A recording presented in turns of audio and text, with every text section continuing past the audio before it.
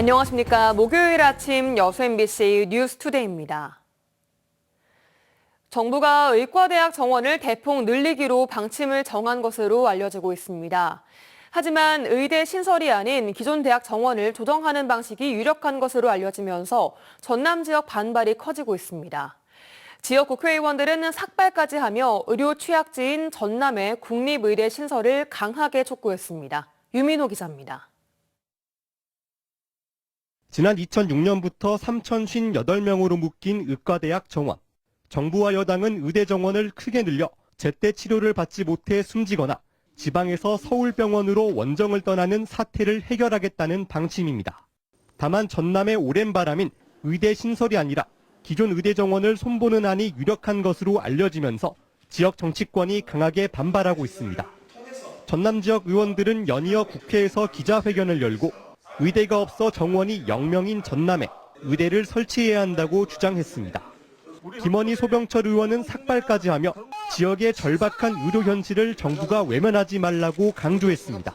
우리 전남 도민들이 헌법상 보장된 의료권을 누리고 있다는 것을 이 정부에서도 실감하게 해주십시오.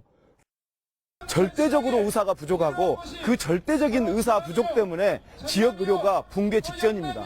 이 붕괴 직전의 전남 의료를 극복하기 위해서는 전남만의 독자적인 의료 인력 양성 체계를 구축해야 되고, 노후 산단이 많아 산업재해 위험이 크고 섬이 많은 지역 특성상 공공성을 확보한 국립의대 설립을 더는 미룰 수 없다는 겁니다. 전남도의회와 지역대학 관계자도 이곳 용산 대통령실 앞을 찾아 상경 집회를 열고 의대 신설의 필요성을 알렸습니다. 국립의대 신설하여 의료격차 해소하라.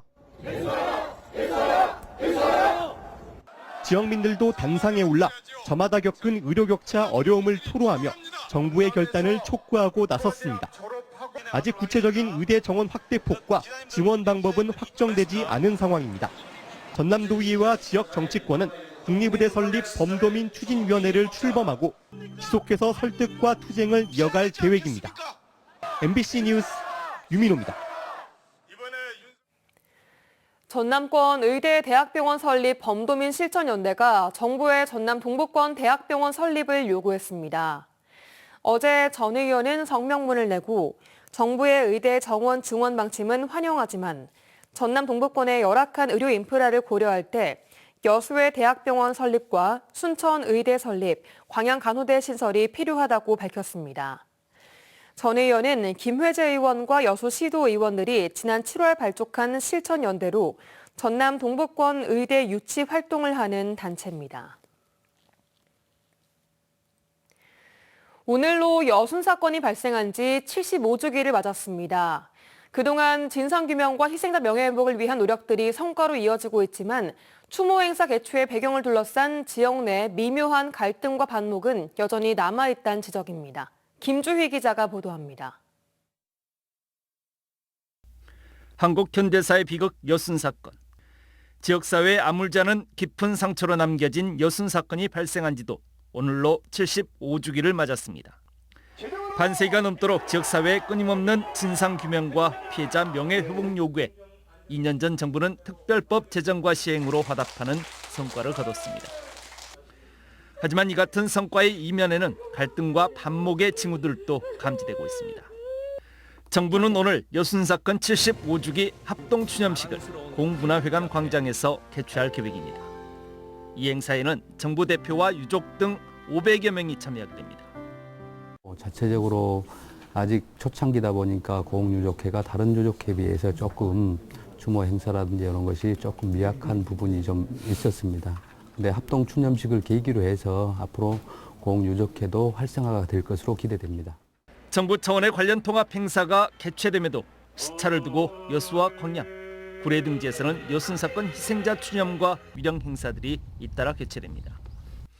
동일한 성격의 행사가 전남 동부권 지자체별로 제각각 개최되는 데 대해 의미가 퇴색된 소모적 행사라며 지역사회 내 시선은 그리 곱지 않습니다.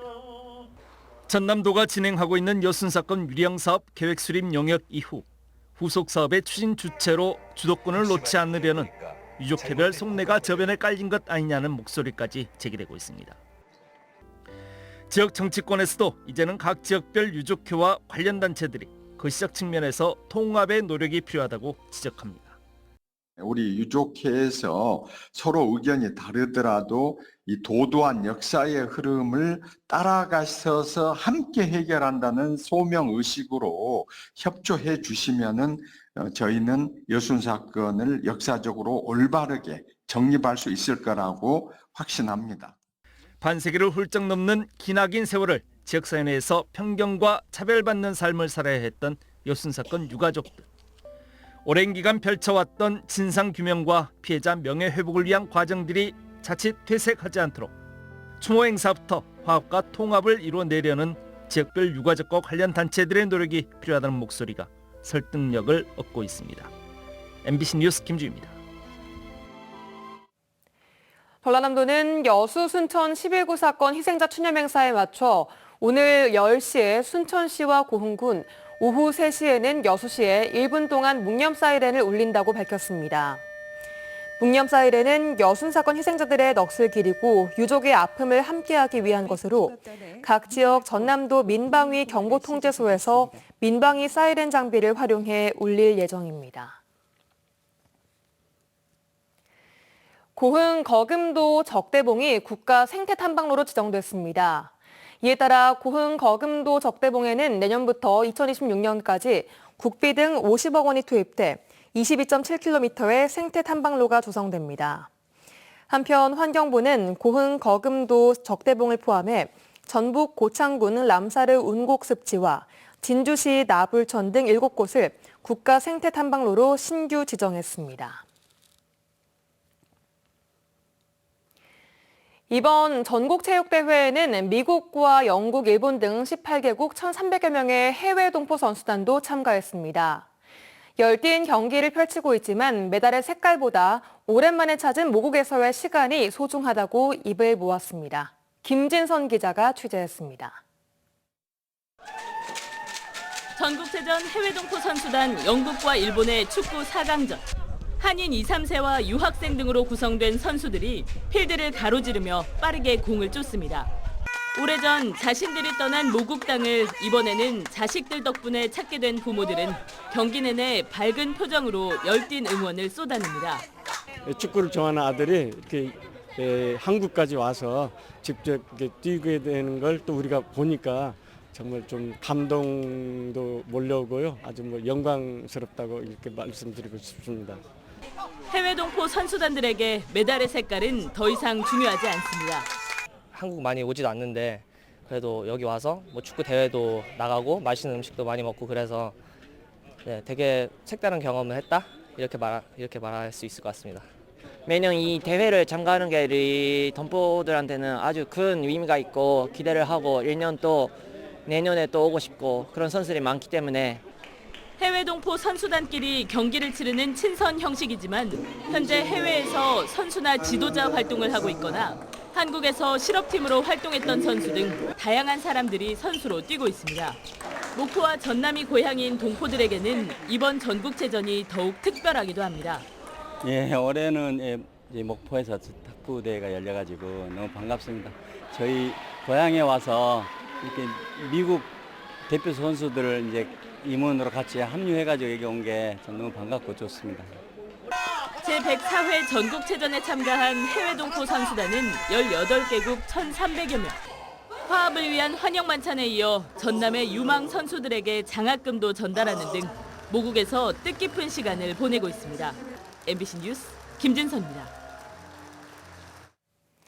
이번 대회에서 여수시청 직장운동경기부가 선전하고 있습니다.